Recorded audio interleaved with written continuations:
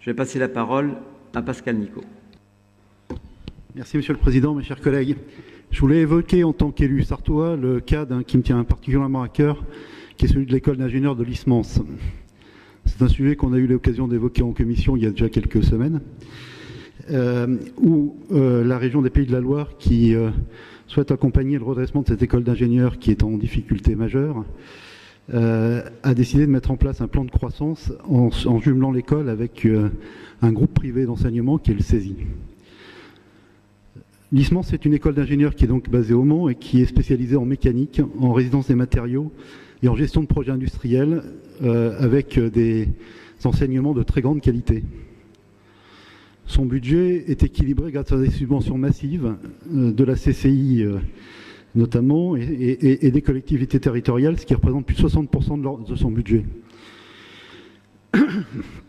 La baisse des dotations de l'État qui sont effectivement communes à l'ensemble des collectivités et à la CCI, qui touche la CCI également, ont conduit la CCI à se désengager progressivement. Et donc les collectivités et la CCI ont trouvé cette solution un peu miracle qui consiste à adosser l'Ismans au groupe privé CESI, qui est un groupe donc de formation d'ingénieurs et de techniciens. Ce groupe a prévu un plan de croissance d'effectifs des élèves de l'école et une augmentation aussi des frais de scolarité qui sont déjà très, très importants.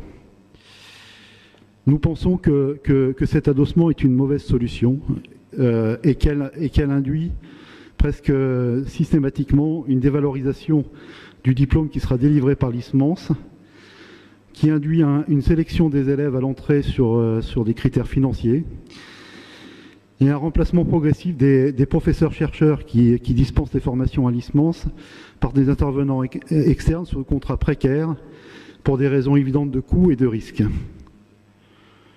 Sur le plan financier, il y a fort à parier que le CESI se retournera à nouveau vers les collectivités territoriales s'il ne parvient pas à équilibrer le budget extrêmement ambitieux de l'école. Nous pensons qu'effectivement le désengagement des collectivités qui est programmé se reviendra en boomerang parce que le CESI ne pourra pas faire face aux charges de l'école. Nous avons, à l'heure du Grenelle de l'environnement, de l'apprentissage et du plan qui a été mené pour le redéveloppement de l'apprentissage dans la région, pensé qu'une solution consisterait à développer une filière d'ingénieurs apprentis à l'Ismans, avec des débouchés pour ces élèves ingénieurs, notamment grâce au chantier STX, à l'aéronautique et au secteur de la plasturgie. C'est évidemment un projet qui est plus difficile à mettre en œuvre que de laisser l'Ismans dans les mains du CESI. Mais par ailleurs, c'est un projet qui est beaucoup plus ambitieux et nous considérons qu'il y a suffisamment de débouchés industriels dans la région et de besoins pour qu'on privilégie cette solution-là plutôt que d'aller recruter sur les grands chantiers de la région, notamment des travailleurs détachés. Je vous remercie. Merci.